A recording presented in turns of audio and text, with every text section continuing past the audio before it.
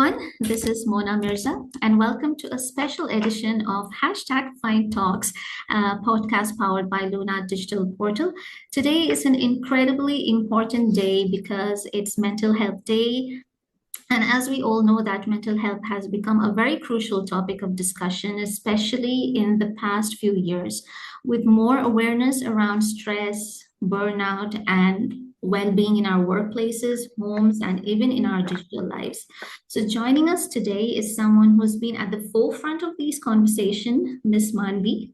Hi, Manvi. Hi Mona, how are you? I'm good, and welcome to Fine Talks podcast. And can you please go ahead and introduce yourself to our listeners? Yeah. Thank you so much. Thank you so much for inviting me. My name is Manvi Gupta and I'm an advocate for mental health awareness. So I completed my bachelor's and my master's in psychology from India and also professional degree in child guidance and family counseling.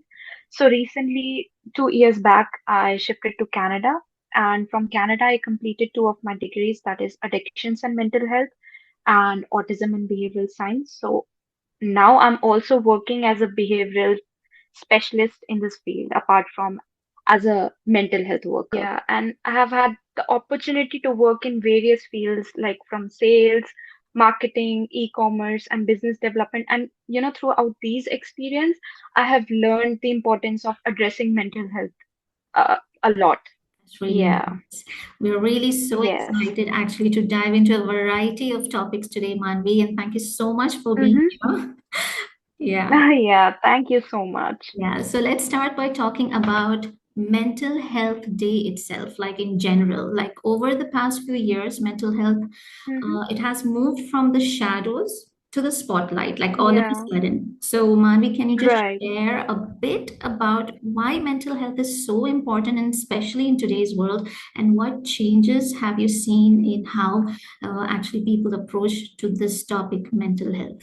Yeah. Mm-hmm. Listening to this word mental health makes me remind that how important it is to take care of our well-being, to just reflect, to pause, and to take care of our mental well-being altogether. Just like we take a day off for the physical illness, we need to take Mhm. a day off for our mental health as well to prevent various things like to prevent burnout, to prevent long-term emotional stability. So we need time to decompress, to manage stress, and to recharge mentally, of course, to get going. Yeah, I agree. That's Yeah, true. right. Yeah, yeah. So, but actually, one of the most challenging situations, like when we speak about in a workplace, okay, can be Mm-hmm. when a colleague is like, for example, is going through mental health struggles, and people might Right. not know how to extend help. So, from your experience, what are some signs we should look out for, and how can we best support a colleague who's facing mental health challenges? Uh, you know, Mental health is often overlooked, what I believe nowadays in the workplaces. Mm, And I think when we are not creating a safe space for the employees to feel supported, then how they will flourish, right? true. So what I believe is like we need to create a safe place for the employees, creating an environment where they can feel safe to express their mental health challenges without any fear of judgment. And also you need to recognize stress, anxiety in an environment so that of course we can help them. Mhm. So, Yeah, workplace mental health is such a huge topic right now, and we know that stress, right. anxiety, burnouts, like you mentioned, can impact not just individuals' well-being, but also overall productivity and team dynamics. So, Manvi, what steps can businesses take to create a mentally healthy workspace? Like, is there something that we are not aware of? I guess there are various employee assistance programs. Mm, So these programs provide confidential counseling services, stress management resources, and also provide like crisis of support for employees and their families. So I think this can help. mhm. And also the business can provide various mental health benefits to them, like certain health insurance plans to cover their mental health care, like including therapy, counseling, and some of the medications. So that could also help. Right. Apart from this, I can suggest like various wellness programs, Mm-hmm. like mindfulness workshops. Yeah. This can be really helpful. Some of the meditation sessions, stress management classes, and yoga programs. Yeah. So this can, Mm-hmm. of course, help. That's really nice. Yeah. Stigma is still one of the biggest barriers when it comes to mental health, and people often Right. feel hesitant to open up about their struggles, especially in a professional environment. So, Manvi, why do Mm-hmm. you think the stigma around mental health persists, and what we can do to break it? Yeah, I could say that is a really big issue nowadays. You Mm, know, mental health stigma often prevents people from seeking help, sharing their struggles, and, accessing the resources they need. So often, what we can do is like create a safe space for them so that they could like easily talk to one another, encourage, like we could encourage people to talk openly about their mental health experiences, whether through casual conversation or like in a storytelling way or sharing their personal experiences. Yeah, mm, so these can be some of the things that could help uh, taking out stigma.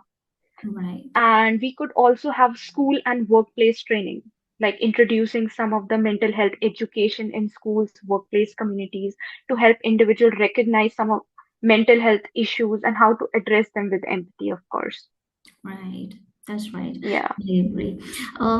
Now, with regards to early intervention, actually can be a very big game changer when it comes to mental health. Hmm. So, how Yeah. can we recognize the early signs that someone may be struggling, and why is it actually important to address these issues before they escalate? Uh, early intervention in mental health is critical because it can prevent more serious conditions from developing. You know, we could help them through therapy, counseling, or just simply checking. You can just simply check on yourself, like, am I doing good? Am I doing right? Am I doing perfect these days? So addressing mental health issue early can lead to a better outcomes, I can say, and it can also reduce the severity of symptoms and help people regain control over their lives more quickly. Right, so that's really very important, right? Yeah. That someone that Right. a person should gear up and stand for themselves and speak out because, Mm-hmm. yeah, I actually want to know here is I want to make a point like, is mental health, is there a difference between mental health and depression, or they are the Yes. same? Yeah. Uh-huh. Yes, there is a difference between mental health and, I can say mental health and depression. Depression is long lasting, I can say. Yes, basically depression falls under the category or the domain of major depressive disorder. So it's a health condition which is characterized by, intense feeling of sadness, hopelessness, or emptiness, and that can last typically for a period of 2 weeks or more. And we can always cure depression with therapy, with mixing it with some kind of medications, I can say. Okay, Yeah. you know that. Okay. So, Yeah. what else? Yeah, so we all deal with stress in our daily lives, but then Hmm. some days can be extremely overwhelming. So, what are some simple but effective coping mechanisms that people can use to manage everyday stress, as per your, Hmm. yeah, your expert opinion, like what we should do? You know, Mm, personally, if you're asking me, what mm, I do is like go out for a walk, listen to music. mm, Coping mechanisms can see coping mechanism depends person to person. mm. Some people like going out for a walk when they are stressed. Some people always listen to music, going to gym. So you can just try certain strategies Okay. always. That, for example, if I'm dealing with certain kind of stress, so I'll be like, it's okay. this time will pass, but I'm doing fine, I'm doing good. So these are certain defense mechanism which a person can use. Okay. Apart from that, if these are not working, I will suggest some like mindfulness techniques. For example, meditation. Okay. This will actually help a person. Trust me, I have personally experienced this, Mm. and it's a very good coping mechanism. Wow. Even having Yeah, the routine, yeah, change in lifestyle, maybe that yeah, to it. right, right, right, right. That's nice. Okay, so like we are living in a digital age, yeah. So we are like Mm-hmm, constantly connected with each other, which obviously has its benefits, but can also lead to a lot of things like anxiety, stress, even mm-hmm, depression. So, how do you think the digital world is impacting mental health, particularly for younger generations? And mm-hmm. yeah, what can we do actually to create healthier digital habits? Nowadays, digital era is a vast era, you know, Mhm. and so it can be both a blessing and a challenging for us, of course. And now, as you see, social media is very great for connecting people, but it's important to manage our digital consumption mindfully. We should all what you can do to help is we can always create, you know, some digital time, like 3 to 4, I can just have this, and after 4, I will just switch off my laptop or switch off my iPads, and I can do some mindfulness things, Mm. always have a timer for those things. So I think this could be a good option to help in this digital era. Right, that's true. And Yeah. also, what content we consume online, that also Yeah, makes a big difference, right? that also matters, right? Correct. Hmm. Yeah, okay. So I think we touched base on main topics. I think it will be fair enough that we jump to the questions. So now let's move on to some questions from our audience. And I think they touch on a lot of important issues people face every day. So we Mm-hmm. conducted a small survey. We collected some questions from our colleagues, and we were so happy to see so many responses. So we'll pick up one of the questions for today. Sure. The first question says, how to overcome imposter syndrome, and is it related in any way to social anxiety? Mm-hmm. Yeah, so imposter syndrome basically is a psychological phenomena where,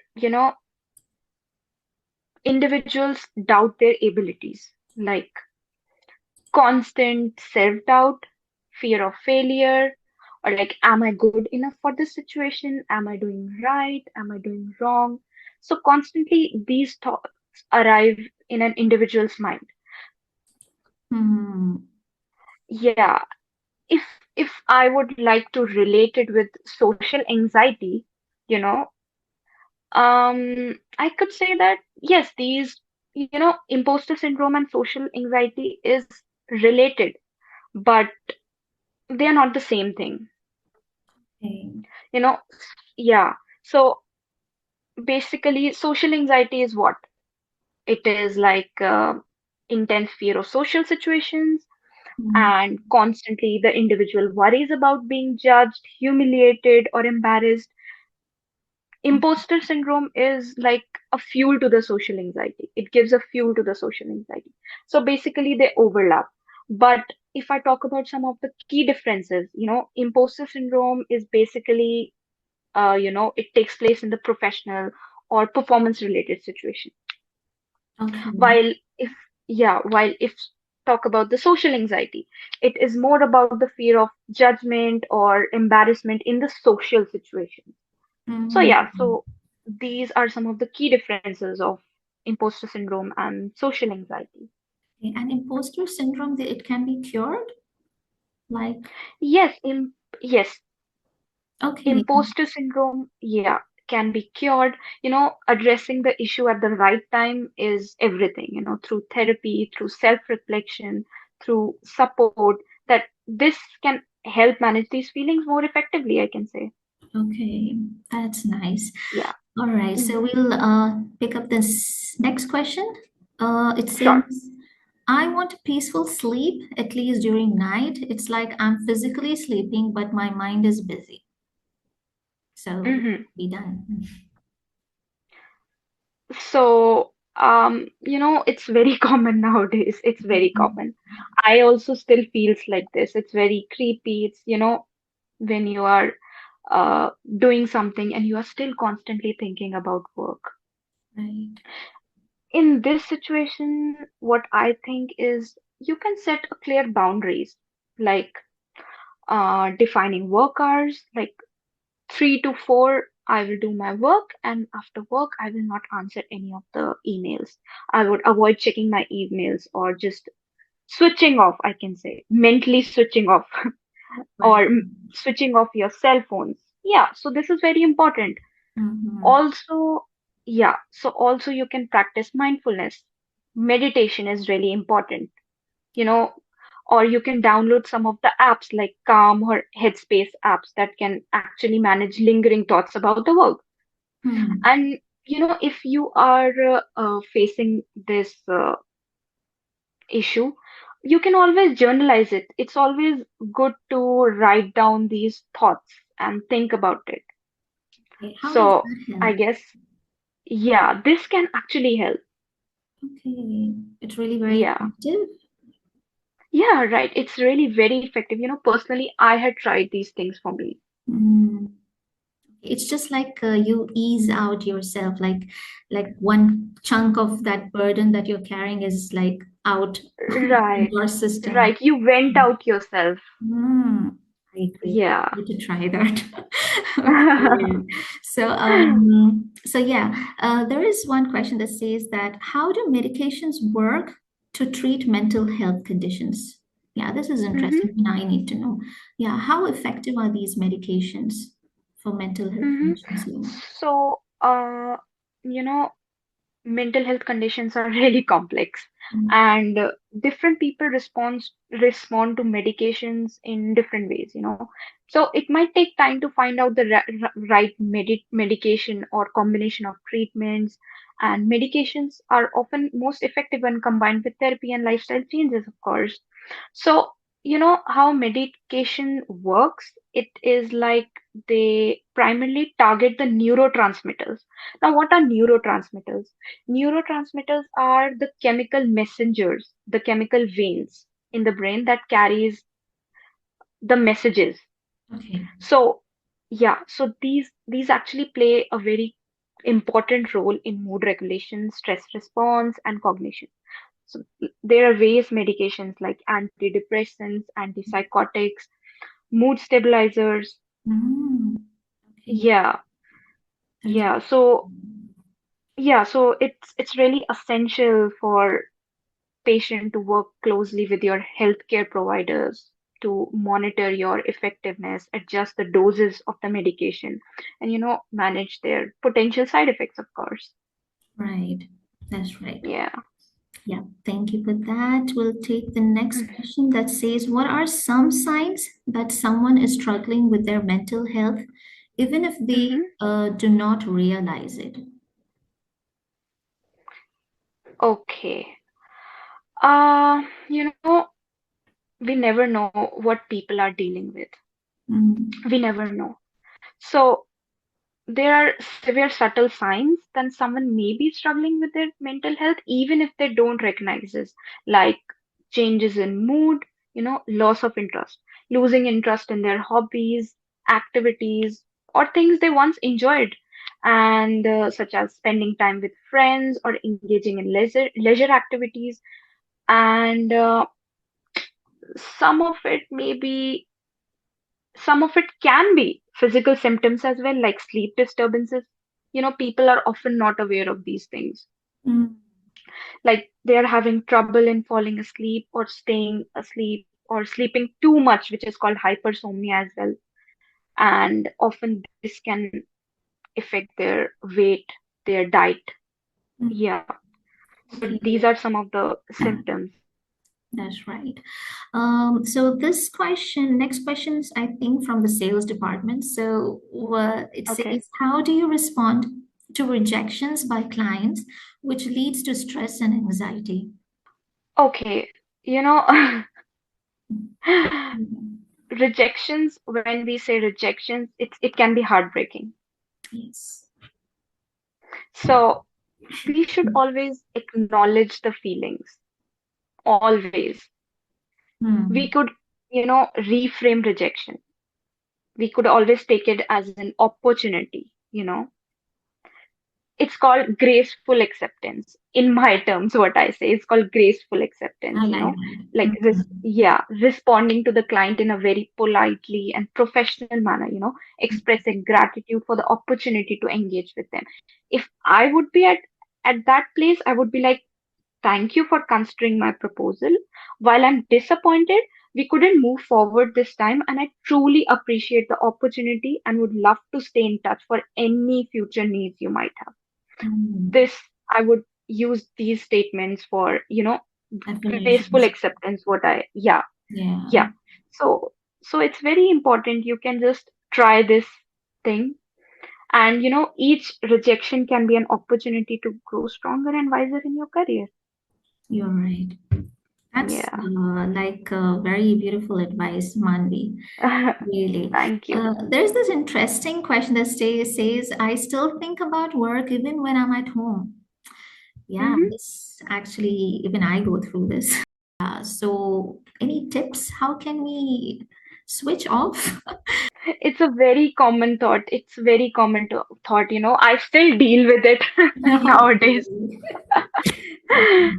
But Oh, what I said earlier, Muna, is like yeah. you can always set boundaries, clear boundaries. Sometimes it's difficult, You, Manvi. yeah. You can, if you have a small workplace at your home, if you are working there, so it's like in your mind, you can always be like, okay, I'll be working 4 to 5 at my office, then I'll maybe go out for a short break. So, your mind will be like, okay, I'll be having a break after this. So you'll be more into that break moment that, okay, now it's my break time. I'm done with all my work. These things can help, of course. Right. Talking about more over this, I would say, you know, always communicate. It's always better to talk to people and communicate with them what you are feeling. If you are having too much overburden of work, talk to your colleagues, I can say. Mm, yes, Yeah, so this can often helps to share your thoughts, share your work, of course, and mm, that can be useful. that's right. I agree. We'll apply. Yeah.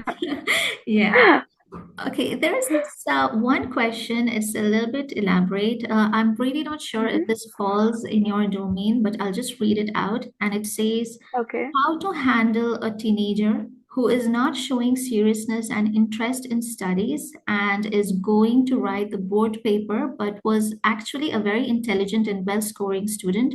How to bring him back to the track, though the teenager is not into any bad influence or does not have freedom with respect to gadgets. Yeah. Okay. I work with kids, so of course this Mhm. question falls in my domain. So, handling a teenager is really challenging. It can be challenging sometimes. And when I see my brother in a teenage age, I could just your question just reminds me of my brother, Mhm. how he has been in his teenage age. I could say that mm what I have said earlier, and I will say again, it's really important to create a safe space for the teenager, you know, Mhm. like ask them how they are feeling about their studies, their school, their exams, how they're feeling about their friends, like the place they are working, any question that can help them share their thoughts with you know, and it's really important nowadays to listen to a teenager. It's called active listening, in my words. Mhm. Listen to him, ask him if he is dealing with any kind of stress or any kind of anxiety. Make him vent him out. Right. Yeah. Or you could also help him establish a, structured study routine, after just, ask him to take a break after 5 to 10 minutes, every 5 to 10 minutes, I can say. So Mhm. he'll be like more motivated to study. Yeah. One more thing I can say is like reinforce him. Mm. It's a very, yeah, it's a very helpful method. Reinforce him with some of the good things, like surprise him with his favorite food, surprise him with his favorite toy or his favorite, like take him out for a ride, take him out for a food, some things like that. Okay. So perks. Yeah. Yeah, perks, of Yeah. course. Yeah. And this is not only with teenagers, even like kids who are below 13, we can do this for them. Yeah, yeah, we Nowadays, can they do are this just for so them, of glued to course. their gadgets and they kind of become very, I know parental monitoring should be there, but Mm-hmm. then sometimes they become very aggressive. It's so hard to Yeah. deal. So, yeah, I think Mm-hmm. these techniques might help. Yeah, these, always encouraging their hobbies. This is a very good method of helping them socializing with other people. Everybody's tech savvy nowadays, have iPads, have laptops in their hands. So, of course, it's really important to have a regular check in with them, Mhm. monitor their progress. Yeah. Yeah, Okay. Wow, what a session, Manvi. Thank you so much for your thoughtful insights and practical advice today. And I'm sure our viewers and listeners have taken away many valuable tips that they can start applying in their daily lives, whether it's at work, at home, or even online. So before we wrap up, is there anything you'd like to leave our listeners with on this Mental Health Day? If you can share your contact details for our listeners to connect with you in future, please. okay. So my email ID is Manvi, which is MANVII 1437 @gmail.com. You could just email me personally. They can, yes, they could also connect with me on the social media. So yes, yeah, Great. So I think that's all for today's podcast, but the conversation doesn't stop here. Make sure to take care of your mental health, all you listeners who are tuned in with us, and do right. not be afraid to reach out for support whenever you need it. So thank you once again, Manvi, for joining us, and thanks to everyone who submitted their questions. And here also a special shout out to Miss Femina who bridged the gap and got us connected to Manvi for today's session. So Femina, if you're listening, thank you so much, and your support means a lot. Uh, Thank you so much, Mona. yeah, you're Thank you most welcome. so much for inviting me, yeah, on this big Thank day. you. Thank you for your time, really, and for No, doing no, this. no, no, yeah. Mental health is my top priority, and I want everyone to be safe, to be healthy. So, yeah, Thank you so much, Manvi. In the meantime, keep an eye on our upcoming episodes. Do not forget to follow hashtag FyindTalks. So until then, stay well and take care.